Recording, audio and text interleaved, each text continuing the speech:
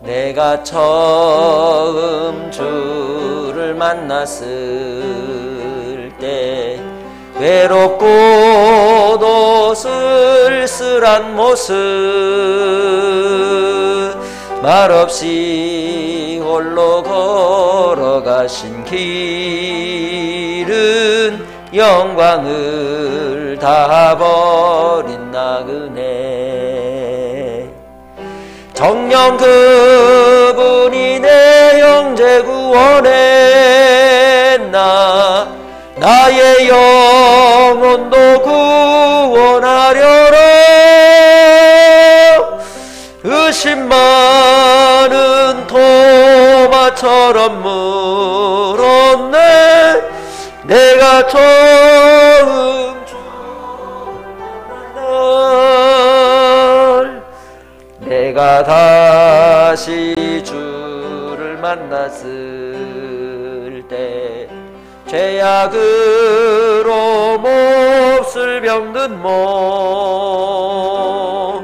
조용히 내 손 잡아 이끄시며 병든 자여 일어나거라 눈물을 흘리며 참회하였었네 나의 믿음이 뜨거웠었네 그러나 죄악이 나를 삼키고 내 영혼 갈 길을 잃었네 내가 이제 주를 만남으로 죽음의 길 벗어나려네 편찮는 은혜와 사랑 베푸시 그분만이 나의 구세주 주 예수 따라 항상 살리로다 십자가 지고 따라가리라 할렐루야 주를 만나니 기쁨 영광의 찬송을 돌리리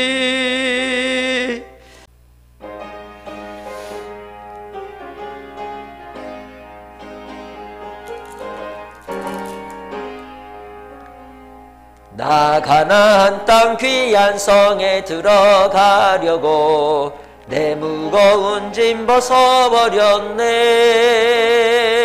죄 중에 다시 방황할 일 전혀 없으니 저 생명 시내가에 살겠네 길이 살겠네 나 길이 살겠네 저 생명 시내가에 살겠네 길이 살겠네 나 길이 살겠네 저 생명 시내가에 살겠네 그 불과 구름 기둥으로 인도하시니 나 가는 길이 형통하겠네 그 요단강을 내가 지금 건넌 후에는 저 생명 시내가에 살겠네 길이 살겠네 나 길이 살겠네 저 생명 시내가에 살겠네 길이 살겠네 나 길이 살겠네 저 생명 시내가에 살겠네 내 주린 영혼 만나로서 먹여주시니 그 양식 내게 생명 되겠네 이후로 생명 양식 주와 함께 먹으며 저 생명 시내가에 살겠네 길이 살겠네 나 길이 살겠네 저 생명 시내가에 살겠네 길이 살겠네 나 길이 살겠네 저 생명 시냇가에 살겠네. 하나님 말씀 시편 84편 1절로 12절의 말씀입니다. 만군의 여호와여 주의 장막이 어찌 그리 사랑스러운지요 내 영혼이 여호와의 궁정을 사모하여 쇠약함이여 내 마음과 육체가 살아계시는 하나님께 부르짖나이다. 나의 왕 나의 하나님 만군의 여호와여 주의 제단에서 참새도 제 집을 얻고 제비도 새끼 둘 보금자리를 얻었나이다. 주의 집에 사는 자들은 복이 있나니 그들이 항상 주를 찬송하리이다. 주께 힘을 얻고 그 마음에 시온에 대로가 있는 자는 복이 있나이다. 그들이 눈물 골짜기로 지나갈 때에 그곳에 많은 샘이 있을 것이며 이른 비가 복을 채워주나이다. 그들은 힘을 얻고 더 얻어 나아가 시온에서 하나님 앞에 각기 나타나리이다. 만군의 하나님 여호와여 내 기도를 들으소서. 야곱의 하나님이여 귀를 기울이소서. 우리 방패이신 하나님이여 주께서 기름 부으신 자의 얼굴을 살펴보옵소서.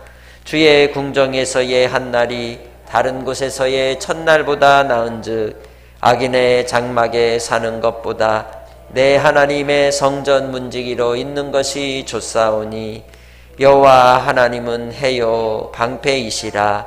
여호와께서 은혜와 영화를 주시며 정직하게 행하는 자에게 좋은 것을 아끼지 아니하실 것임이니이다. 만군의 여호와여 주께 의지하는 자는 복이 있나이다. 아멘. 할렐루야. 우리 하나님 말씀의 제목을 같이 읽겠습니다. 시작. 좋은 것을 아끼지 않으시는 하나님. 한 번 더. 좋은 것을 아끼지 않으시는 하나님. 아멘. 주께서 우리를 향하여 좋은 것을 아끼지 않으심을 믿습니까? 주님을 신뢰하십니까? 주님 안에 거하는 복된 삶으로 오늘도 좋은 것을 허락하신 하나님을 기대하시기를 주의 이름으로 축복합니다. 이 본문의 시편 84편은 성전을 향하여 올라가 또 성전에 대한 축제의 찬송으로 드려졌던 시입니다. 그래서 이 성전 가운데 하나님의 영광을 바라고 소망하고 또 이 성전을 통해서 주시는 하나님의 위로를 노래하는 찬송의 시가 본문에 기록되어 있습니다. 이 시를 통해서 예루살렘으로 향하여 나아가는 순례자들이 하나님을 사모함을 고백하고 또 인생의 과정 속에서 우리의 돌아갈 집이 어디인지를 사모하고 생각하게 되는 그러한 고백의 찬송이라고 말할 수가 있습니다. 여러분은 고향이 있습니까? 고향이 있죠. 자, 고향하면 뭐부터가 떠오릅니까? 고향하면 제일 먼저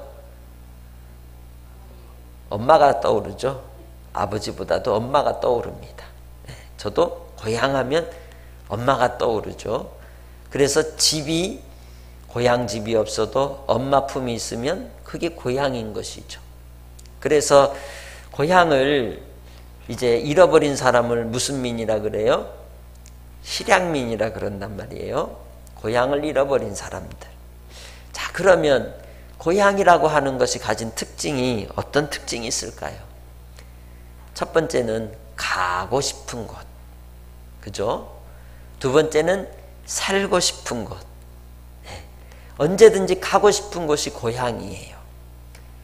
그리고 그곳에서 또 뭐 하고 싶어요? 살고 싶어요. 내 어릴 적 놀았던 곳, 또 함께 친구들과 어울리고 뛰놀았던 그러한 삶의 터전, 그 고향을 우리는 그립니다. 그리고 마지막으로 어떤 곳일까요? 죽고 싶은 곳. 네. 그래서 수구초심이라고 하는 말이 있지 않습니까? 가고 싶고 살고 싶고 또 마지막 인생의 마감을 마침표를 찍고 싶은 곳을 고향이라고 할 수 있습니다. 오늘 이 시편의 고백은 그 고향을 어디로 이야기합니까? 성전으로 이야기하고 있는 겁니다. 하나님의 집이 내 고향이다. 가고 싶고 거기에서 살고 싶고 그리고 거기에서 인생의 마지막 마침표를 찍고 싶다고 노래하고 있는 것입니다. 그래서 이 시편 기자의 고백 속에서 이 성전에 대한 1절에 가장 사모하는 그 마음을 어떻게 표현하고 있습니까? 주의 장막이 어찌 그리 사랑스러운지요. 하나님의 성전을 사랑하고 사모하는 마음이 묻어져 나오는 그러한 고백을 우리는 볼 수가 있습니다. 하나님께서 우리에게 2022년을 살아갈 때 좋은 것을 아끼지 않으시지만 그 좋은 것을 아끼지 아니하신 하나님의 그 사랑을 입는 자는 어떤 사람이느냐? 하나님의 집을 사모하는 자, 사랑하는 자입니다. 여기 하나님의 집은 어디일까요? 먼저는 예수 그리스도이십니다. 예수 그리스도께서 우리의 집이십니다. 예수 그리스도께서 우리를 위하여 십자가로 죽으시고 부활하사 온전한 집이 되어주시고 우리의 성전이 되어 이제는 우리가 그곳에 거하도록 해주신 줄 믿습니다. 그래서 하나님께서 이루시는 그 한량없는 은혜와 사랑을 따라 주를 바라볼 때마다 주님을 사랑하는 마음이 여러분 안에 가득하시기를 주의 이름으로 축복합니다. 우리가 먼저 사랑한 것이 아니라 우리 예수님께서 우리를 먼저 사랑하셨다고 말씀합니다. 그래서 우리를 택하셨고 우리를 부르셨고 내가 살아가는 인생의 공고함 속에서 주께로 돌아오도록 은혜를 입혀주셨다는 겁니다. 그래서 우리의 마음의 고향이 또 우리의 마음의 집이 예수 그리스도이시기를 주의 이름으로 축복합니다. 우리를 위로하는 자. 그래서 우리는 친구라 하면 정말 우리를 위로할 수 있는 사람, 우리의 마음을 헤아려 아는 사람, 아버지 하나님께서 그러한 사람이 친구이듯이 이제 예수님은 우리의 친구가 되어주시고 벗이 되어주신다고 말씀하셨습니다. 내가 어려울 때 손을 내밀어주고 내가 힘들고 지쳐있을 때 나를 위하여 함께 곁에 있어주는 사람, 그리고 내가 정말 힘들 때 나를 위해서 대신해 줄 수 있는 그분이 오직 예수 그리스도이신 줄 믿습니다. 예수 그리스도께서 이렇게 이 땅에 우리를 위하여 십자가로 찾아와 주셨고 십자가로 나와 함께 살고 나와 함께 하나님의 나라의 집으로 이끌어 인도하여 주시는 줄 믿습니다. 그래서 요한복음 14장에서 예수님께서 아버지 집에 거할 곳이 많고 또 그리로 우리를 인도해 주시겠다고 하시면서 예수님이 길이요 진리요 생명이 되신다고 말씀하지 않았습니까? 오직 예수 안에서 이 땅에서도 소망이 있는 줄 믿습니다. 그렇게 주 안에서 오직 하나님께로 말미암아 소망을 품는 복된 성도들이 되시기를 주의 이름으로 축복합니다. 이 시편 기자가 주의 성전을 바라보니 이 성전 가운데 참 특이한 모습을 보았나 봅니다. 3절에 나의 왕 나의 하나님 만군의 여호와여 주의 제단에서 누구도 참새도 제 집을 얻고 제비도 새끼들 보금자리를 얻었다고 이야기합니다. 성전이 높이가 높잖아요. 그러니까 그 성전 처마 끝부분에 참새도 집을 짓고 제비도 보금자리를 만들어 산다는 겁니다. 제비들이 아무데나 집을 지을까요? 아주 그냥 양지 바르고 통풍도 잘 되고 좋은 인품을 가진 집안에 지을 거예요. 그죠? 아무한테나, 고양이들도 아무 집에나 가서 집사 찾아요. 잘 먹여줄 사람을 찾아가요. 그처럼 제비들도 편안한 곳을 찾습니다. 주의 성전에 참새들이, 제비들이 보금자리를 짓는다는 것은 그것이 뭐하다? 안락하고 편안하다. 마음의 평안을 주는 곳이다라는 것을 우리는 미루어 짐작할 수 있습니다. 그래서 이 순례자로서 이 오늘 시편 기자가 고백하는 것은 나도 그처럼 주의 성전에 보금자리를 두고 싶습니다라고 하는 고백인 것입니다. 그래서 그러한 자들에 대해서 4절에 얘기합니다. 같이 읽어봅시다. 주의 집에 사는 자들은 복이 있나니 그들이 항상 주를 찬송하리이다. 아멘. 이 말씀을 읽으면서 묵상하면서 이 복이 있나이다 라고 하는 구절이 3개가 나옵니다. 이 복이 있나이다라고 하는 구절을 통해서 묵상하면서 이렇게 생각을 적용을 해봤어요. 첫 번째는 주로서 우리가 보통 살 때 세 가지가 필요하잖아요. 사람에겐 의, 식, 주라고 얘기를 해요. 그래서 거할 곳으로서의 주, 거할 집으로서의 아버지의 집을 향하여 뭐라고 얘기하느냐? 주의 집에 사는 자들이 복이 있다라고 말하고 있습니다. 하우스가 아니라 홈으로서 마음의 안락함과 평안을 주는 곳으로서 성전을 사모하는 자들이 복이 있다고 말씀하고 있는 겁니다. 여러분에게는 하나님의 집이 여러분의 삶 속에 가장 좋은 곳으로 자리하고 있습니까? 주님께 나오는 것이 기쁩니까? 주님께 나오는 것을 사모하십니까? 그저 의무감으로 혹시 하나님 앞에 예배드리지 않으면 하나님 앞에 혼날까봐 무서운 마음에 그렇게 교회 나오는 것은 아닌지요. 우리가 하나님 앞에 나올 때에 주님의 사랑하심 때문에 또 주님의 안락하고 평안한 은혜와 위로를 얻는 것 때문에 나온다면 그것은 여러분이 복 있는 사람인 줄 믿습니다. 그렇게 하나님 앞에 나올 때 그 입술에서 뭐가 가득하다고 말씀합니까? 항상 주를 뭐한다?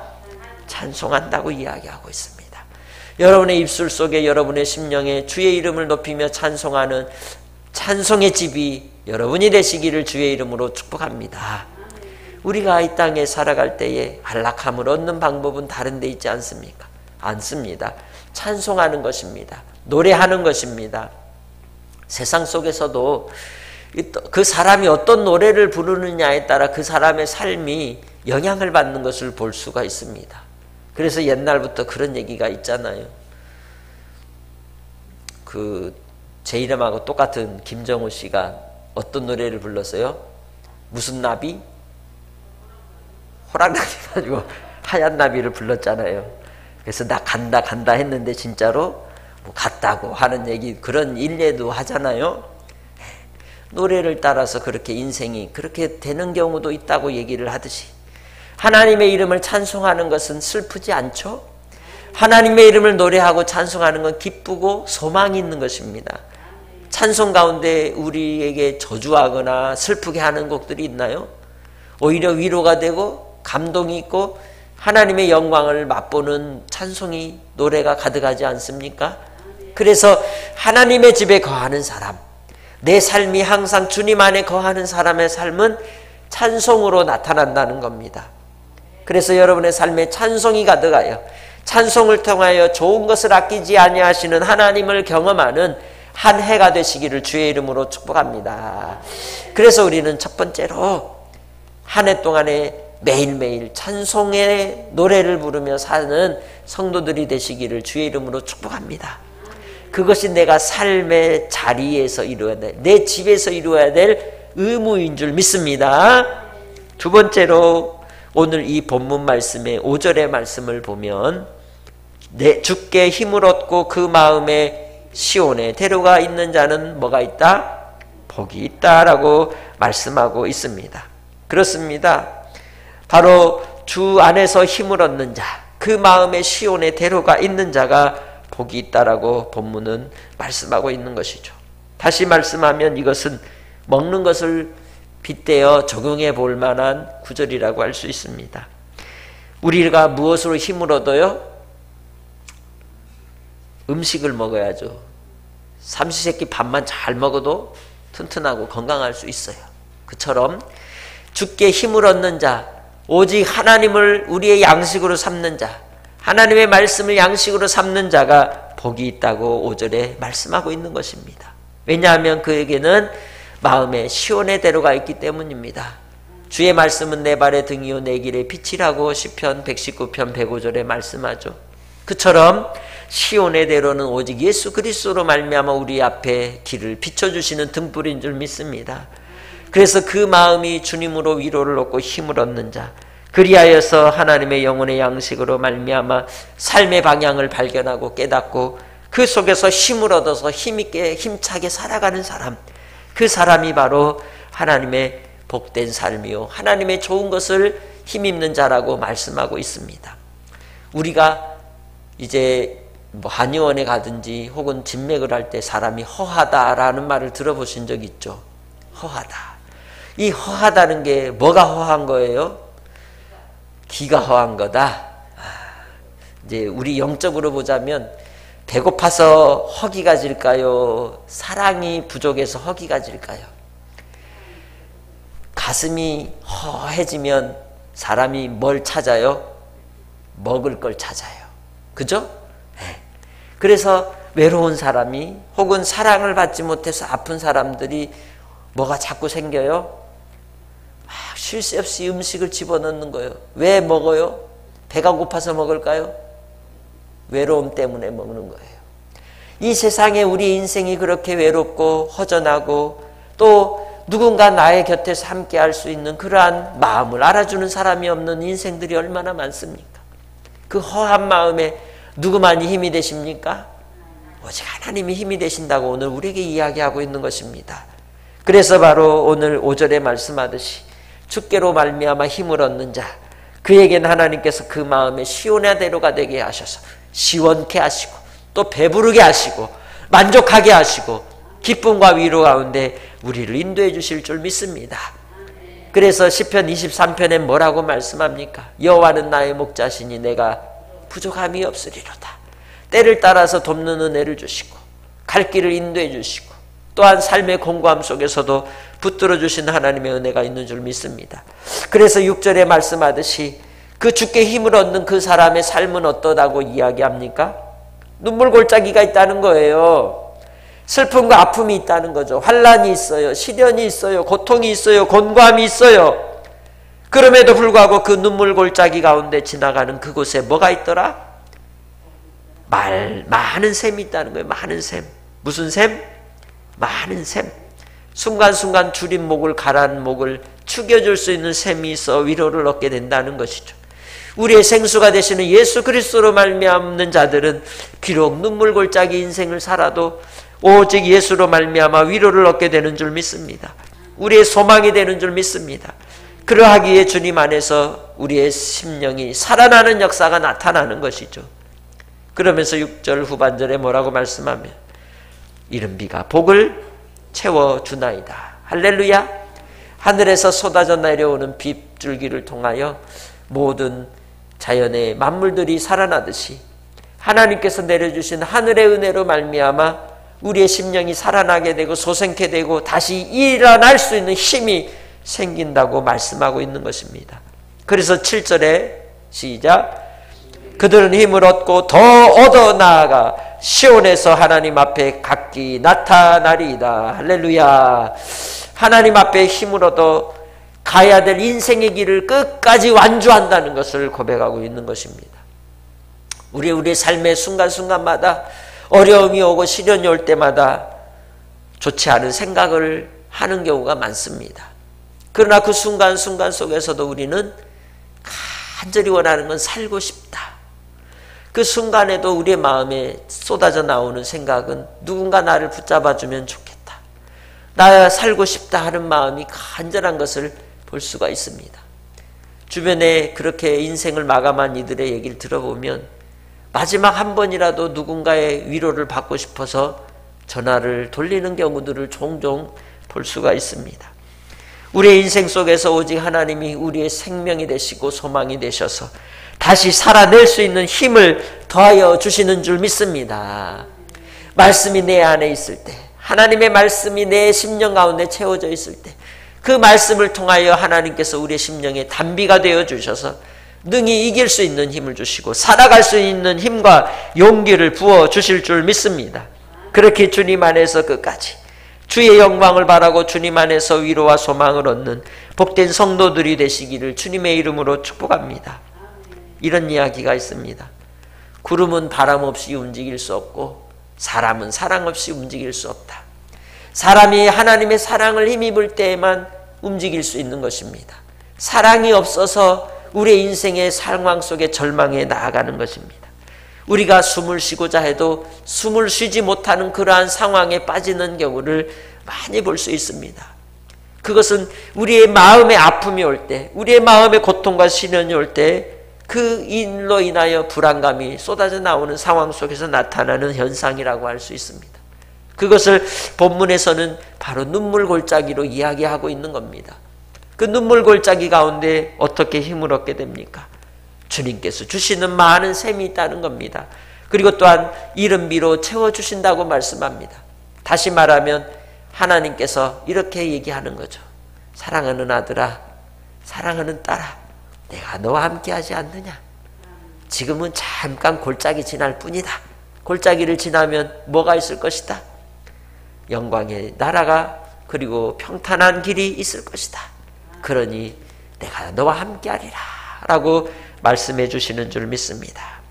그래서 우리가 하나님 앞에 화답하며 뭐 할 수 있습니까? 힘을 얻고 나아가는 것이죠. 힘을 얻는 사람들이 하나님 앞에서 드리는 고백이 뭐가 될까요? 두 번째는 고맙다, 감사하다는 고백이 나오는 것입니다. 그래서 하나님의 사랑을 힘입는 자는 감사하는 사람입니다. 두 번째 우리가 살아가야 될 삶의 두 번째 복의 원리는 감사하며 삽시다.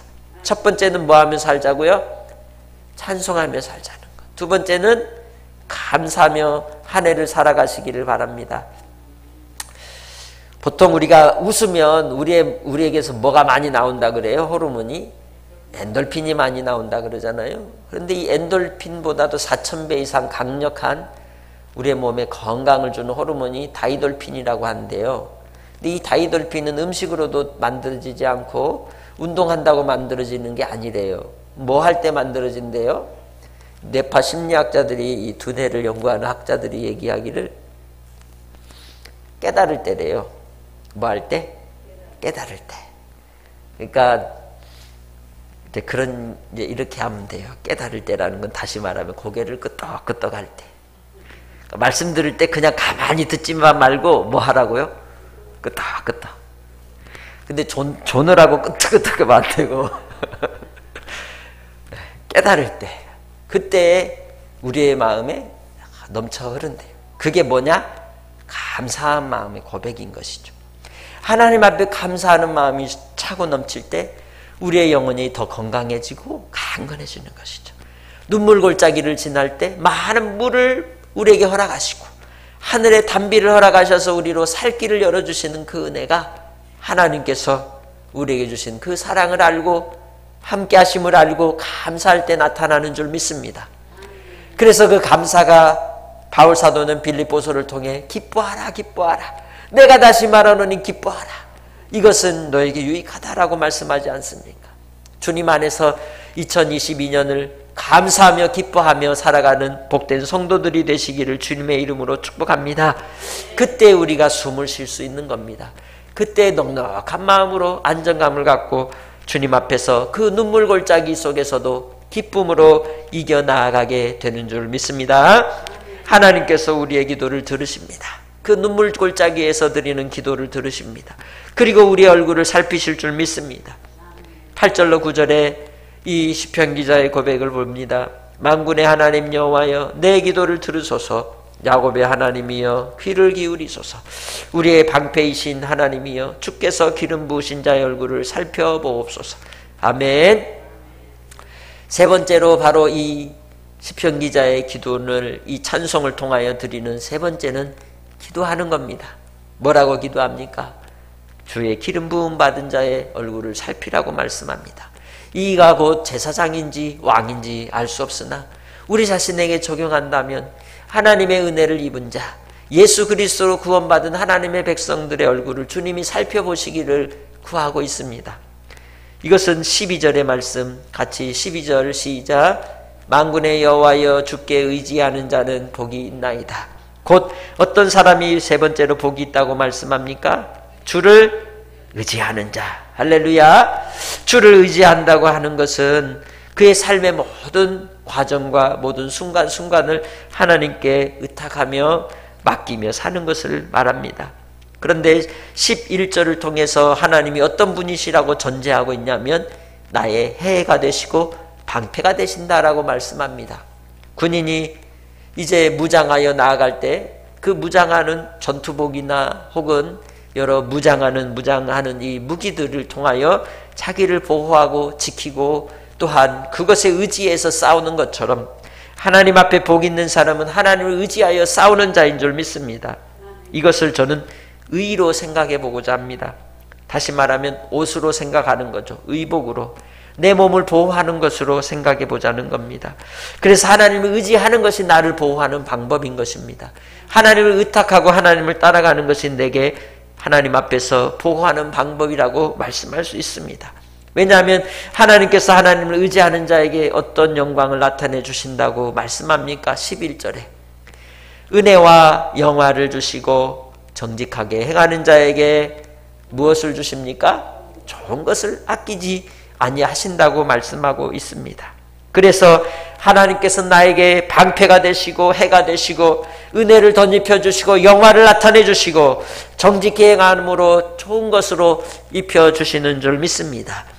이제 이 땅의 삶을 통하여 우리가 하나님 앞에 2022년을 살 때 마지막 세 번째로 주를 의지하는 삶으로 살아가시기를 주의 이름으로 축복합니다. 그럴 때 우리의 삶의 의식주가 다 해결되는 거예요. 아멘.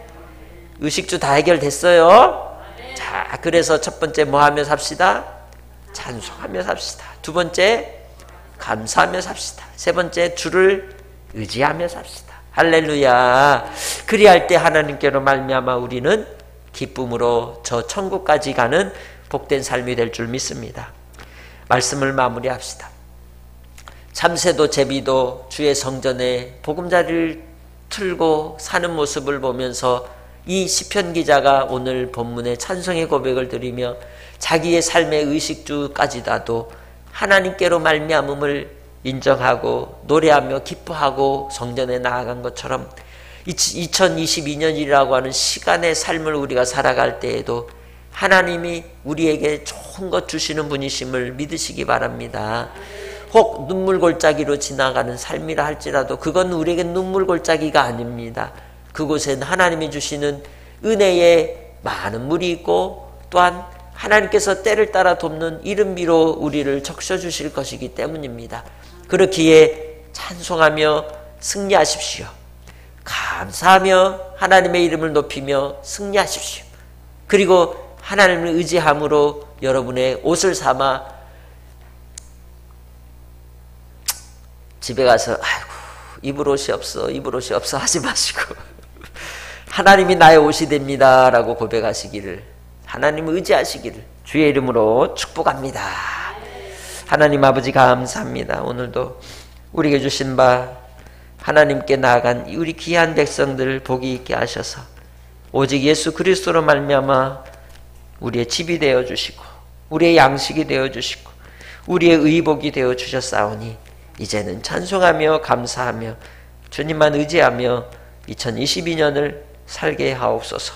감사 영광 돌리옵고 예수님의 이름으로 기도합니다. 아멘. 아침 해가 돋을 때 만물 신선하여라. 나도 세상 지낼 때에 햇빛 되게 하소서. 주여 나를 도우사 세월호 송 안고서 어두운 세상 지낼 때 햇빛 되게 하소서. 새로운 광음을 보람있게 보내고 주의 일을 행할 때에 햇빛 되게 하소서. 주여 나를 도우사 세월호 송 안고서 어두운 세상 지낼 때 햇빛 되게 하소서. 한 번 가고 안 오는 빠른 광음 지날 때 귀한 시간 맞춰서 햇빛 되게 하소서. 주여 나를 도우사 세월호 송 안고서 어두운 세상 지낼 때 햇빛 되게 하소서.